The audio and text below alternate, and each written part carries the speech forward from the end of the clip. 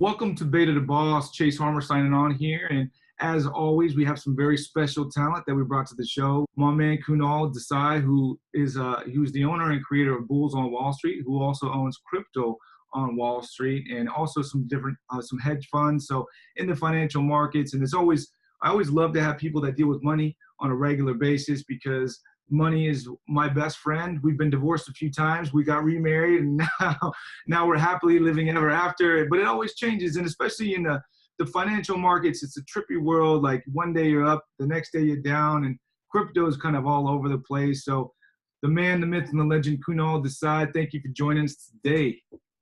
My friend, what's going on, man? Thank you for having me. Appreciate it.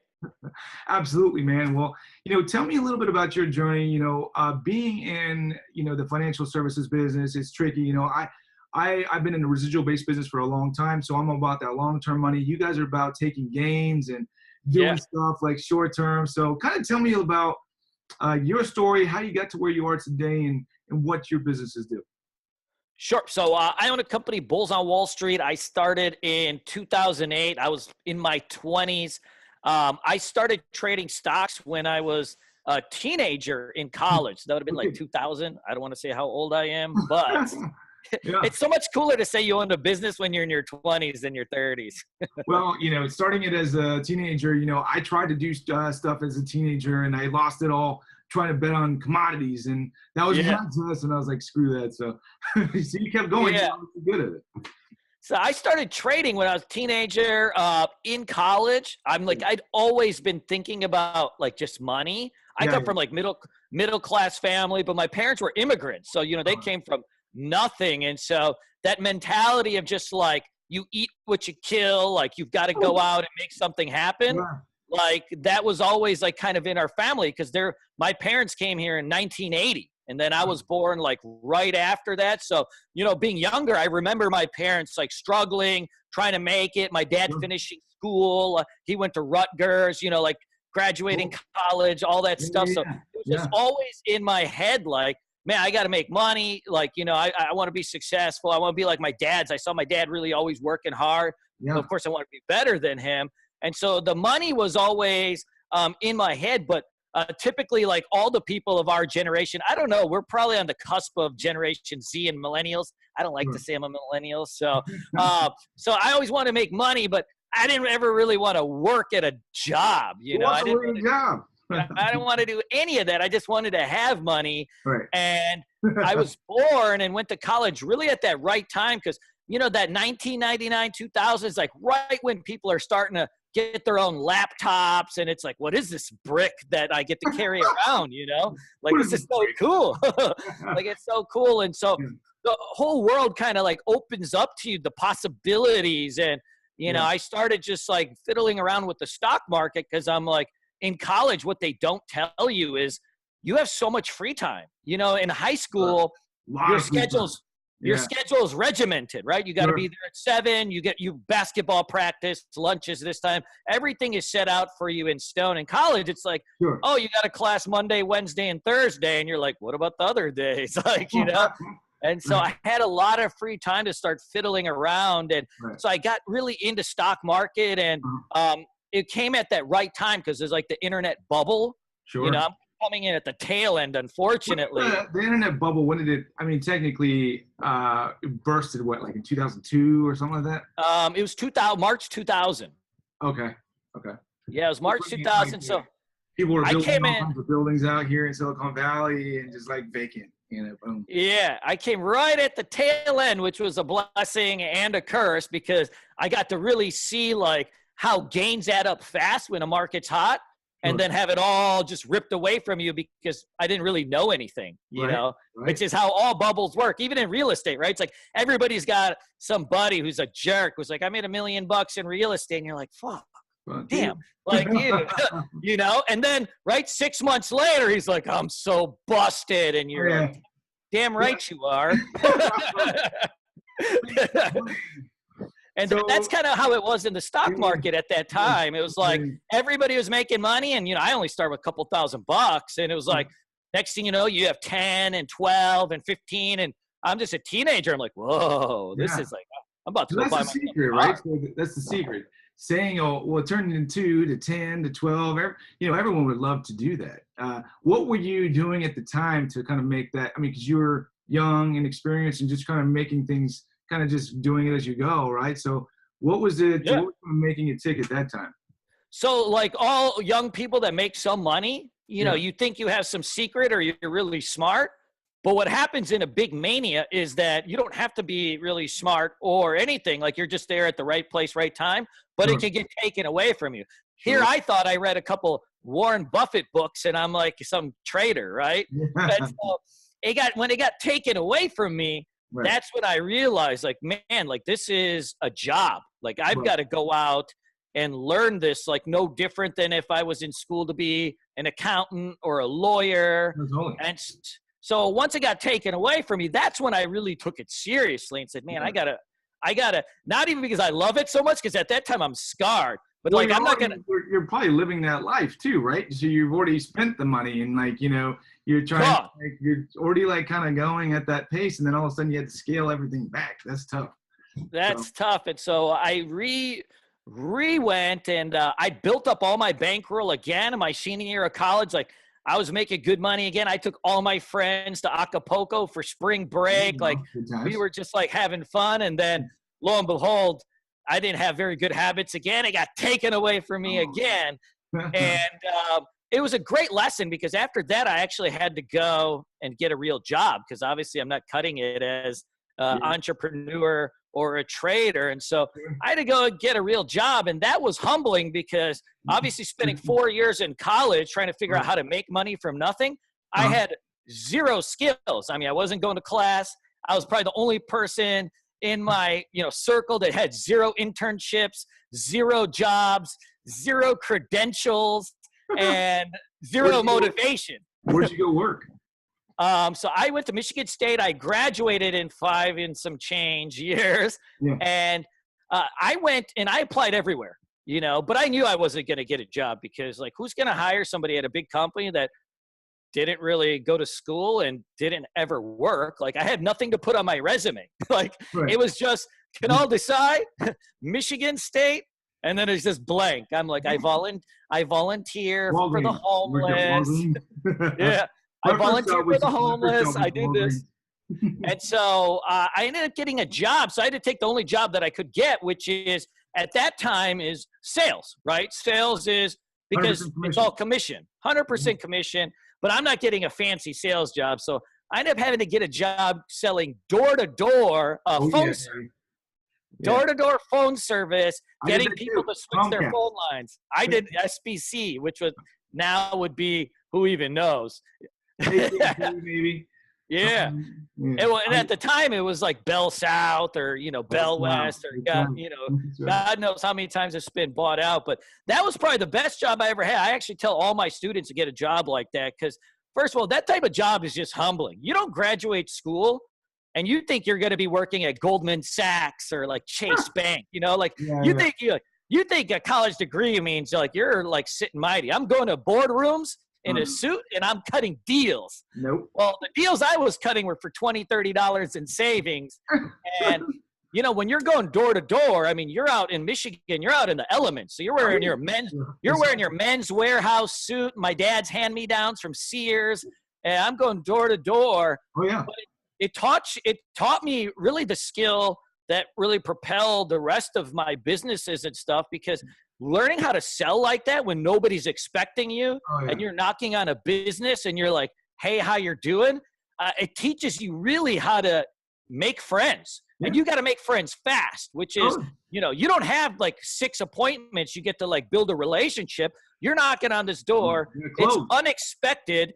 And you've got to build a rapport with this person in 30 seconds. If they're booting you out, especially in Detroit in wintertime. I mean, people are angry in Michigan anyways. I mean, you're getting booted out all the time. So it taught me how to deal with, number one, a lot of rejection, but also understanding like all those rejections can get you to a sale, but you got to keep pounding that process of like making friends, pitching, but most importantly, how to weave a story. The skill on how to weave a story, a narrative very quickly is one of the most important skills that really any entrepreneur can have, because you're really almost always selling yourself. Any business you open, unless you're some tech geek, right, is going to be a business that somebody else has already opened, right? That there's going to be competition or somebody that's better, smarter, more experienced than you.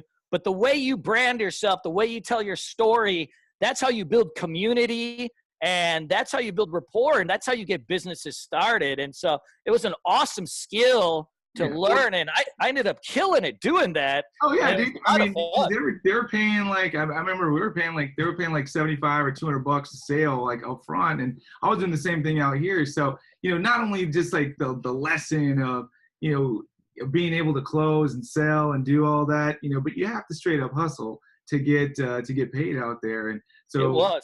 Yeah, that's great, man. I mean, you can't teach that. You know what I mean? Like, you just have to go through it and pay your dues. So you got to see 10,000 businesses, right? Thousands of businesses, but you learn quick. Yeah, and no matter what, I mean, ultimately you're progressing, right? You're learning, and if no matter what business that you have to learn that skill. Like, you have to be able to sell. Like, like I said, unless it's a software that just magically get people to convert without talking, I mean, you eventually have to pick up a phone and talk to somebody and sell it. You got to. In our business, even right now, we get all these marketers and they're like, oh, do this ebook, do this, do the funnel. And I'm like, guys, get me a phone number. I always put the sales guys on the phone with me. I go, guys, this is how you sell. Your marketing, I want you to get me a number. I'm going to show you how to talk to somebody and sell this, because that's real business. It's like building that type of relationship. I don't want to sell. I don't want 100,000 email subscribers and have 200,000 free ebooks out. I want 10 customers that can pay me $5,000, $10,000, $15,000, and I want to work with them. Yeah, it's all about longevity and long-term value, right? If you're just trying to get a sale one time, that's one thing, but ultimately you want that residual value no matter what you're doing. Coaching programs and in the programs that we offer over here, it's long-term, right? So you have to establish relationships with the consumer, not only sell them on the front end, but keep that relationship going to keep that revenue coming in. So fast forward to today, you guys you've learned all this great stuff and great tools that enabled you to be successful. Obviously your business is today, but talk to me about the financial markets in general. Now, I know, because I've invested, a few $100,000 inside of the crypto market, not like a crazy amount, but I basically have to ride it to eternity now to get my money back. I'm like upside down. I'm upside down. It's upside down. Let's just say it like that. But it's so what do you do today? What do you? Because the crypto market's all over the place. So I mean, I know the crypto market is tough right now. Yeah. So a couple ways that things happen. So this is very similar to kind of 2000. So when I started trading in 2000 and you're in the .com boom, I mean, you had stocks like Yahoo go from $20 to 400 in a few days. Like same thing with Bitcoin, Ethereum, and the crypto market. 2017 was that just epic year that like everybody remembers forever. Right. And everything was up over 1,000%, right? And 2018 now is like the aftermath. But just like in the tech bubble, when it burst, it's not like all the good companies disappeared, right? We have huge tech companies now that came out of that. Right. Amazon, right? Things like that. Like Amazon was around, right? Yeah, their stock cratered, but the good companies come back. So once that bubble deflates and everybody's taken out to the woodshed, right? And all the junk is thrown out. So in 2000, they had like pets.com and snakes.com and nailpolish.com, right? And all these things, just like in the crypto market, all these things were up 1,000, 2,000%, and nobody even knew what the fuck they did. And same thing with cryptos, right? You have 2,000 coins, and somebody says, "Oh, fucking shit about crypto." I mean, really, you know what I mean? Like none of them. Well, none of them do anything. People that are investing. I mean, obviously, people know what's going on, but majority of people investing in crypto today have no idea what's happening. It's true, and I still have trouble with it. So, like in 2017, you had porn coins. Fucking porn coins, right? No, they do. Porn coins. You had the kitty cat coins, the crypto kitties. Like crypto kitties, give me a break. So that's something on your web browser where cats pop up and there's coins for it, and it's like, come on. So they got all these coins coming on, and so now all of those things in 2008, these will be weeded out. Right. Okay. Right. And the good companies, they will be battered in the meantime over the next few months. But Sure. what will happen out of that wreckage, out of those 2,000 coins? There's going to be 20 or 30 that stay, that are real, right?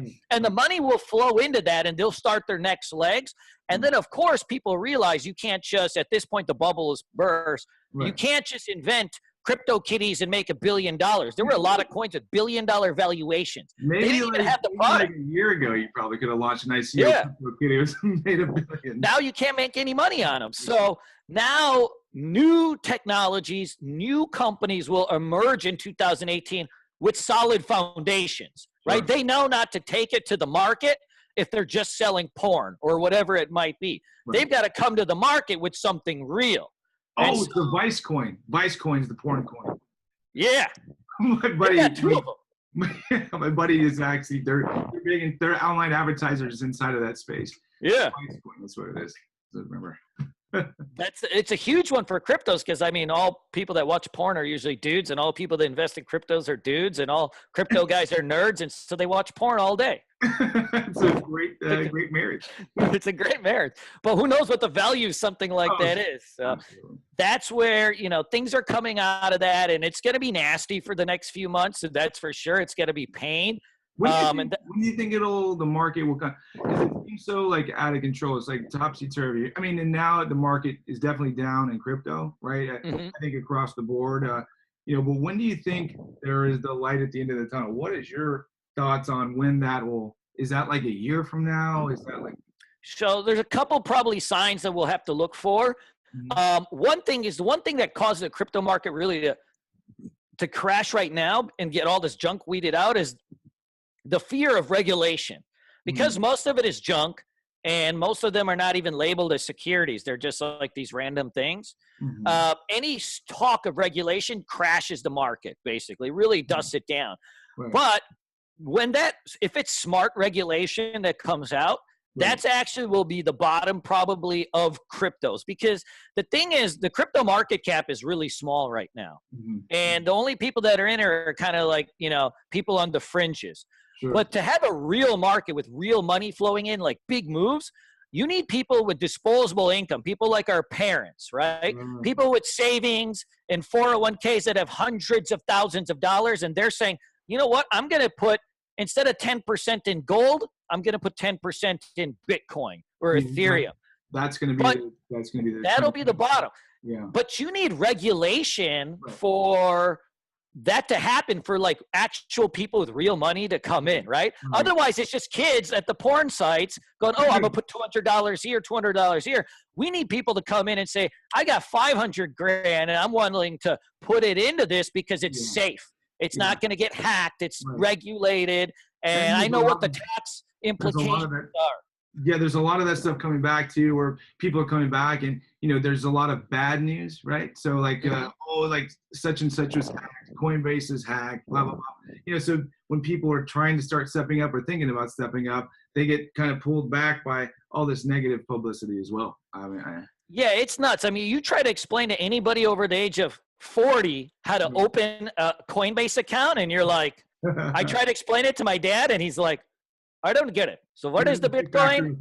And I'm like, Dad, you just got to do this. I'm like, you got to hold a picture of your license and then put a date, and then you got to take a selfie with your face in it, and then you got to upload a Coinbase. He goes, this is so stupid. So I have to hold license, the date, and my camera, but I only have two hands. And I'm like, right? Once at a time, Pops. So he's like, I'm out. This is stupid, right? So like, so these people, they're not even going to get into it. I have that same experience with some of my students. So it'll be back, but regulation will probably be the bottom of it. It'll seem like the worst news, but it's usually the worst news that everybody's waiting for signals the bottom. It's always, right? It's sell the rumor, buy the news. Sure. So the crypto market, we know that's all over the place, and that's a part of your business model. So what do you do inside of the crypto market? So let's say that people are like, listen, the crypto, I really want to get into the crypto space, or I want to be a part of it. I know that it's going to be the future. I mean, and I honestly know it's going to be the future too, which is why I don't freak out about the investments that we have. I just got to let it ride and ride until it comes back into daylight. But if someone wants to get involved with it, they don't know what they're doing, which most people don't. How do they work with someone like you? And what is it that you guys are doing for them on the crypto space, right? So what is it that you guys are doing? So crypto space, stocks, everything. I run online education, right? So I've got a university, Okay. a 60-day boot camp, 60 days that takes you from A to Z on everything you really need to know about trading.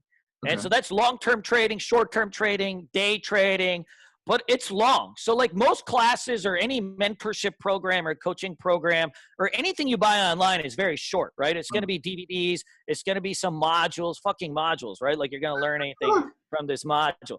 So this is, I do sound stuff. A module. so I go live classes. I get on webinar 4 days a week, Mhm. and I teach these people live because in the end, like it's real money, and learning how to make money, whether it's trading or anything else, it's a job, right? And so Totally. it's no different than being a doctor, a lawyer, accountant, janitor, teacher, whatever. You've 100%. got to learn in a very specific process, just like you were. So I always tell my students, like, if you were going to be a doctor, what would you go through? Well, I got to go to school. Then I got to practice in my residency. Then I've got to go and hone my craft. And then I finally get my first paycheck. Right. And even once I get my first paycheck, I'm not really that good. I'm just getting a paycheck. There's Right. still a process after that to get the best. And that's how I build my classes. It's like we start with the foundation. Then I put those students on simulators. I make them practice and show me their trades. Like So this what trade's is the, nuts. So the simulation, is it kind of like a sandbox for like trading? So like they can go in there. Is it like live? Like were they able to Yeah. really lose money and really make money, or is it kind of like a simulation where it's So you just make money? we simulate the exact real life conditions on a real trading platform that they would be trading with real money. So I work with each student. We build out their business plans. Okay, how much money are you going to trade? What is your style of trading? Everybody's got to have an identity in business and trading. Like, what's your style? What's your niche? Where's your edge? All right, so now I have this business plan of how I'm going to trade and how much money I'm going to trade. What are my risk parameters? Things like that. And then we go out and we simulate it live on a real platform with exactly how much money they would trade in real life. And we start showing them like how to build. Like, so I grade their trades. This is good. This is bad. This is where you need work. What if you're a guy that's like, listen, I want to get in this market, but I don't want to, I just want to give you $20,000 and you. I say you're shit out of luck, buddy. All right. So I tell them not to be a victim. Look, you can't give your money to anybody these days. I don't think so. Like without really understanding it, even if you're a millionaire and you give your money to some hedge fund, right? You should have an understanding. Well, you do have a hedge probably fund. do. You have a hedge Yeah, fund. but I don't take anybody's money. How does hedge funds work without money? Right? Don't you need money? I put my own money in it. So it's your hedge fund. You operate your own hedge fund with your own money, and you don't take. So I operate my hedge fund with my own money, and I actually take select students of mine that are really good, and I let them trade my capital. Oh, so okay. So you couldn't just invest into the hedge fund. No. Look, this is the thing. Like I got into these businesses, so I never have a boss. When you take money from another person, that guy's your boss. They're your boss. Exactly. Especially like I'm Indian, right? So I attract all Indian customers. Yeah, Indian customers are the worst, right? Yeah, the worst. They'll call you at 5 a.m., try to cut you a deal, and then ask you a million questions. I have like products, like, online subscriptions. It could be like $30 a month. And I'll be getting a call like 5 a.m. He'll be like, hello, is this Kunal? I'm like, yeah, you call my cell phone. Hey, buddy, tell me something. What's good today? Tell me something, my friend. Tell me something. Oh, and by the way, I'm Indian too. Can I maybe get a discount? Extra discount. I'm like up to $30. Well, I came from so a big part of our portfolio in our business is hotels, and as you know, the hotels is the Patels. So yeah. We have thousands of those guys. A lot of them are really, really good friends of mine and are actually investors in our business today. But so I definitely understand the 5 o'clock calls with the grinding down of the deal. So I get it. All right, so you can't be a passive investor with you. You have to participate, and you don't let anyone in your hedge funds. It's you close it off. So you chopped off my balls. So Now, so you got to get, so students, they participate. So that's the model. You're teaching people how to do this. How quickly can I learn as a student? Like, is it just up to me, or do you recommend that they go through a training first and then get their, start doing the simulations and going through this whole, what's the process? You got muted off. You got muted off there. There you go. I got you. So my personal belief is that it's going to take a couple months just to get the book knowledge down, right? Just like it takes a couple months to read some damn books. Like it's just to get the book knowledge down, it's going to take a couple months if you want to make real money. So like if you want to just make some money and dabble in something like a hobby, I want to make 20% a year, 10% a year. Yeah, I mean, you study for a few days, you practice, whatever, right? You got some basic knowledge. But I'm talking about like if you want to really shred, like make good money, do this for a living. Out of your house, sitting in your underwear with Doritos in your chest hair in the morning while you're on the computer, well, that's going to take months. And that's where really my specialty is taking, hardworking people with the right mindset and taking them through that process. But more than that, a teacher is somebody that will teach you some skills. But my job is to make people elite. It's like to coach them, to that next level. And that takes months. Right. No. I completely understand it. And, I think the financial markets in general are intimidating to most people, which is why they typically dump it into a 401k that makes them freaking 4% or 5%, whatever that is. And people don't really like to take chances, but it's not necessarily that they don't want to take chances. It's that they don't understand it. So I think that's the biggest thing, is just overcoming that barrier to entry to make it easier for people to participate. Right. So if people want to participate and, they are kind of holding back because they have their own reservations about maybe losing money or investing money, how do they get started with you, Bulls of Wall Street? Because it's not just crypto. And I know we spent a lot of time on that. You guys also are in the traditional markets, right? Yep. Do you guys just teach people how to do that? They use their own like Charles Schwab account or something, or how does that work? Yeah. So, I have, places that I think people would like trading, different brokers and stuff like that. But, I coach everybody on what software to use, what, algorithms to program into your trading software, everything. So once I'm done with class, I actually go and trade in front of my students live every day. So I get on screen share just like we're on Zoom right now. Yeah. And I get on screen share and I let them see me click the buttons on my trading platform and I walk them through it. And I show my profit and loss. So at the end of the day, I say, guys, I lost $2,000 today. Here's why. And we actually talk about it. Or I made $5,000. Like, this is how we got about it. So I'm teaching them live. And then at the end of the day, we recap everything. And, sometimes it's a pity party. I'll have a beer in my hand. And I'm like, man, I really screwed up today, guys. And they're like, yeah, you broke all your rules that you told us in class. And, most days, though, it's an awesome learning experience. Like, this is how I found this. This is the program we use to find this awesome stock. This is how you enter it, exit it, so on and so forth. And so now we're taking that book knowledge and we're applying it to real life, which is where almost all programs in any business always fail. They get in and they're just giving you the info. Well, how much info can one human brain handle? You need to go out and see it live. Like, you've got to go out and actually see somebody practice it. Like, I buy these real estate courses, or whatever. I was always interested in real estate. You read it and you're like, fuck, I don't know what to do with all this shit. Like, but if you had somebody next to you and he's like, I'm going to take you inside this house. Hey, I like this. We need to rip this out. I'm going to gut this. This is how we go to the bank. And somebody walks your hand in it live. You only need to see it a couple times before you're like, I think I get this. This is why people use personal trainers. It's not like, I know how to work out, but, I need someone there to kind of be like, slap my ass and be like, dude, you got to finish this set. It's the same thing. And with these types of things, is sometimes you just need the additional motivation to get you to that finish line. Mm-hmm. So do you guys work through a subscription? So is it basically like a monthly service so they can do these daily meetings with you? How does that work? Yeah, so it's a class. So it's like a one-time fee. My students get lifetime access to classes. They can rewatch classes as many times they want, the recordings, or take class live as many times as they want. And then I do have other subscriptions for like alerts and stuff like that. But it's our education that where everybody comes in for. Well, there's so much to training, and there's so much to what you do. and you're an exceptional trainer. You've done really well for yourself. So excited to have you on the program today, and talk to all of our audience here. Is there anything that you'd like to leave them with? How they get in touch with you, or what would be the next steps for them to make a move? Yeah, man. Just go on bullsonwallstreet.com. You could go up, a live chat will pop up, or hit the contact page, ask for me, or you could just email me, Kunal00 @gmail, or whatever. I'm Kunal00 at Instagram, Twitter, everything.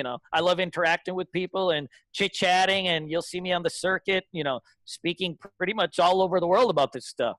Kunal, man, it's been real. I know this is take 2, but I look forward to doing a take 3 and 4 with you as well, and wish you nothing but success, man. Thanks so much. Later, brother.